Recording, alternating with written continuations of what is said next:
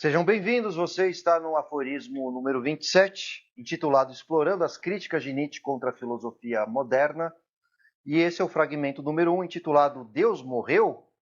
O eterno retorno e a superação do niilismo.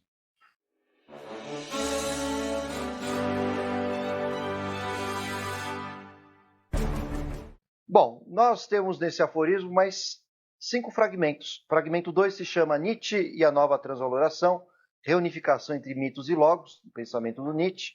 Fragmento 3 se chama Assim Falou Zaratustra e a Nova Moral, criada também por Nietzsche. Fragmento 4, Super-Homem versus Último Homem, o diagnóstico profético da cultura dos séculos 20 e 21. Fragmento 5, desbravando algumas ideias de Nietzsche, como o amor, a beleza e a eternidade. E o fragmento 6, entendendo a fraude da relação entre Nietzsche e o nazismo. É uma farsa. Mas hoje eu me comprometo aqui com vocês nesse vídeo apenas falar do fragmento número 1. Deus morreu, o eterno retorno e a superação do niilismo. Agora, se você quiser saber dos outros fragmentos, não se esqueça, faça a sua inscrição no nosso clube de aforismos. O link está aqui abaixo. Você vai ter uma série de acessos a vários aforismos, né, sobre vários autores, Marx, Weber, Maquiavel, Rousseau, Hobbes, enfim, tem um monte ali, tem deusas feministas, enfim, tem um monte de coisa que a gente está preparando para vocês, mas aí você tem que ser nosso assinante, né? Aqui eu vou apenas falar do aforismo de Nietzsche, Deus morreu, e eu vou começar a falar isso agora para vocês.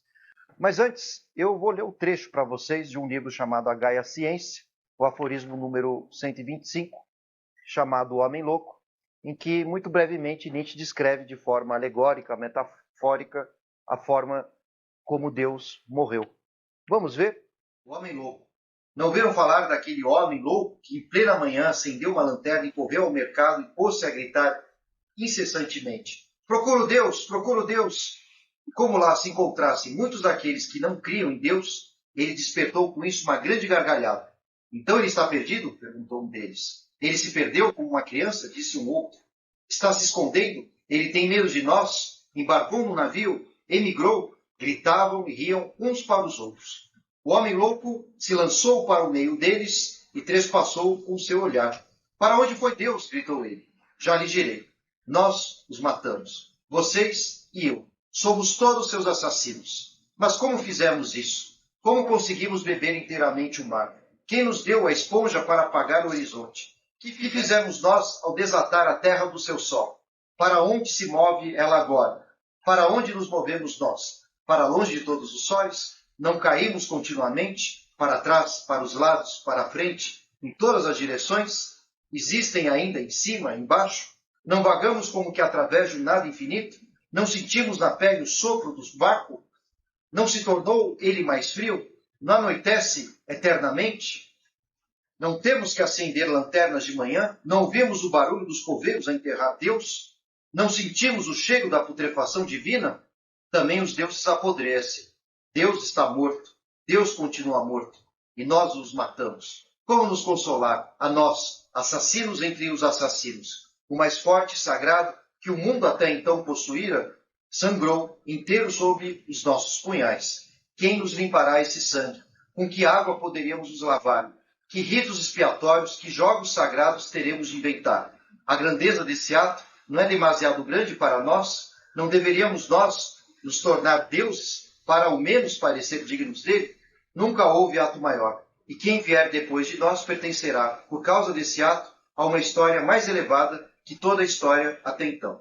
Nesse momento, silenciou o homem louco e novamente olhou para os seus ouvintes. Também eles ficaram em silêncio, olhando espantados para ele. Eu venho cedo demais, disse então. Não é ainda meu tempo. Esse acontecimento enorme está a caminho, ainda anda. Não chegou ainda aos ouvidos dos homens. O corisco e o trovão precisam de tempo. A luz das estrelas precisa de tempo. Os atos, mesmo depois de feitos, precisam de tempo para serem vistos e ouvidos. Esse ato ainda lhes é mais distante que a mais longínqua constelação. E, no entanto, eles cometeram.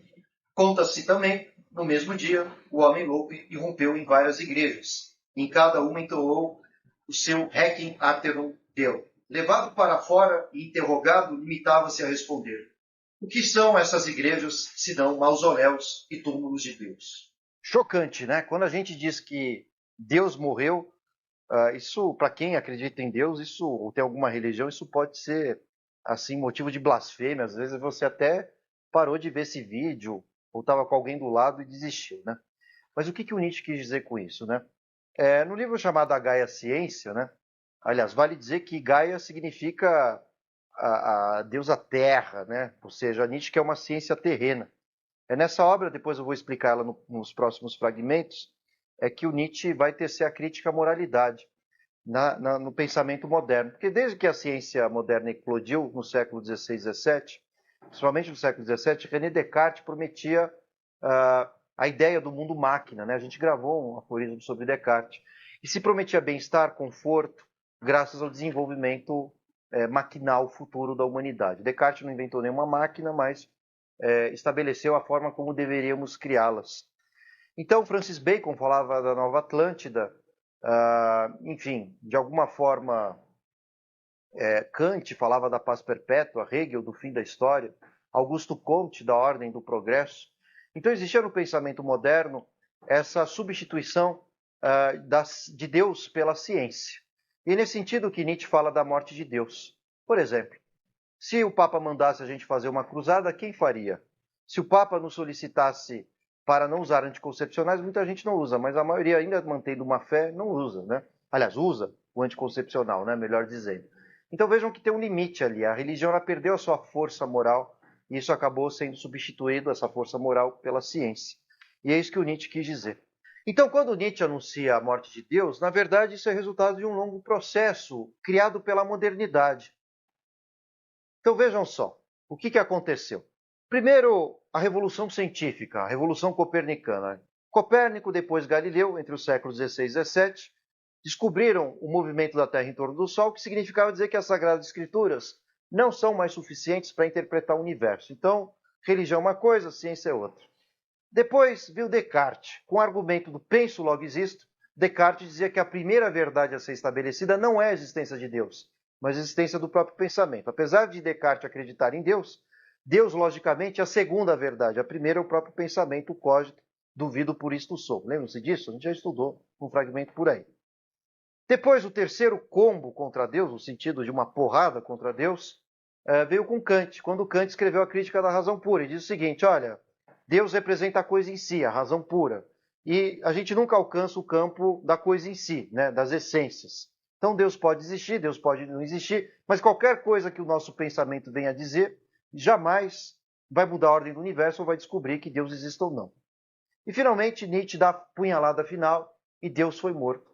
Esse é o sentido da morte de Deus. Deus perdeu o sentido na cultura ocidental. E aí vem uma outra ideia importante no pensamento nietzschiano, do eterno retorno, que não aparece apenas na Gaia Ciência, diria até que aparece mais timidamente, mas na Genealogia da Moral, no Além do Bem e do Mal, no Crepúsculo dos Ídolos e outras obras, o Nietzsche trabalha essa ideia do eterno retorno porque ele chega à conclusão de que todos os deuses morrem. Como assim? Sócrates, por exemplo, ele foi o primeiro filósofo da antiguidade a propor um Deus único. Ah, mas tem Abrão, estou falando de filósofo, não estou falando de um profeta, né? Essa é a ideia. Né? Então, Sócrates foi, junto com Platão, primeiro a propor um Deus monoteísta, né? Porque para o Sócrates, se Deus, aliás, Deus tem que ser eterno, imutável. Os deuses gregos, né, tinham comportamentos oscilantes. Ora ajudam, ora não prejudicam a humanidade. Zeus às vezes ajudava, às vezes atacava. Então, Sócrates dizia que Deus, para ser Deus, tem que ser bom e tem que ter um comportamento retilíneo, né? Sempre visando a perfeição, coisa que os deuses gregos não faziam. Então vejam bem que Sócrates matou os deuses gregos, Jesus matou os deuses romanos e até reformou o Deus hebreu, né? O Deus judaico, o Deus monoteísta no caso, né? Já que Jesus ele seria uma parte de Deus, né? Constituindo uma unidade junto com o Espírito Santo. E agora, no século XVII, XVIII em diante, como vocês perceberam no aforismo do próprio Nietzsche, Deus judaico-cristão, esse Deus monoteísta, passou a ser morto pela ciência. Então Nietzsche se dá conta de que a ciência substituiu Deus, os padres foram substituídos pelos cientistas na modernidade. Então Nietzsche não é um autor que seja contra a ciência propriamente dita em termos de procedimentos, né? A matematização, a experimentação científica, a observação científica, muito menos, né? Então, o que Nietzsche é contra a moral presente na ciência, esse caráter apolíneo presente na ciência moderna. Aliás, nós vivemos isso até hoje, né? Ordem e progresso é um elemento moral. Com a quarta revolução industrial, nós temos um aforismo, aliás, alguns aforismos sobre as tecnologias, a globalização, a quarta revolução industrial, em que se promete mundos e fundos, né? Seremos felizes para sempre, mas convenhamos, não é porque você tem internet, água encanada, ou então, de repente, um elevador no prédio onde você mora, que os seus problemas existenciais, sua vida trágica deixa de existir, né? A gente, pelo contrário, a gente vê que tem um monte de gente deprimida, um monte de gente triste, um monte de gente ansiosa. Não dá para dizer que essa tecnologia que prometeu uma moralidade superior, essa moralidade ela não se cumpriu, né? Diga-se de passagem. Não dá para dizer que estamos felizes para todos sempre, que o paraíso veio à Terra graças à ciência, à máquina. Então Nietzsche foi o primeiro a perceber isso. Daí a sua grandeza, se dando conta então que todos os deuses têm uma validade e são substituídas por novas morais. Lembre-se que no aforismo 26, lá mais para o final, salvo engano, no fragmento 5, a gente estava discutindo o fato de que o Nietzsche percebia que a moral era um labirinto sem saída, né? Então, por isso o eterno retorno, né? Ou seja, as morais vão se substituindo. E o Nietzsche teve essa sacada, sobretudo quando ele visitou a Itália. Acredita-se que ele tenha ido para a Grécia também, ele visitou as ruínas dos templos da antiguidade.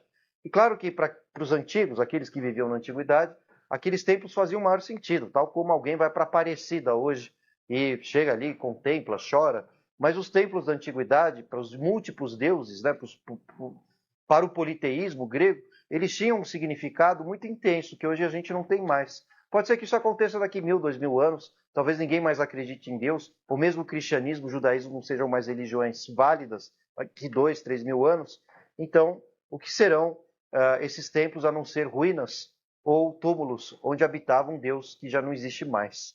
Vejam que quando a gente leu o aforismo, era esse sentido que nós estávamos vendo agora há pouco, né?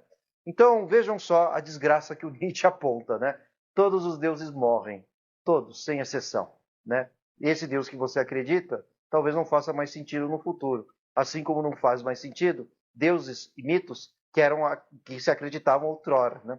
Então vejam só que raciocínio interessante do Nietzsche. Por isso Nietzsche, então, anuncia a morte de Deus nesse fragmento 125 da Gaia Ciência, e o que o Nietzsche vai propor é uma ciência mais terrena, uma ciência menos moralista, mas isso a gente deixa para discutir lá para frente, tá bom? Obrigado pela audiência de vocês. Se você está assistindo esse vídeo no YouTube, não deixe de fazer a sua inscrição aqui no nosso canal. E se você tiver interesse em ler e saber dos outros aforismos sobre Nietzsche, o 26, né, que a gente gravou, mais os fragmentos todos que a gente vai montando aqui como um mosaico, faça a sua inscrição no clube de estudos chamado Aforismos, em homenagem a Nietzsche, a Walter Benjamin. E aí vocês têm um link aqui embaixo, só clicar, dê uma olhadinha o que tem por lá, tenho certeza que você vai gostar. Muito obrigado e até a próxima.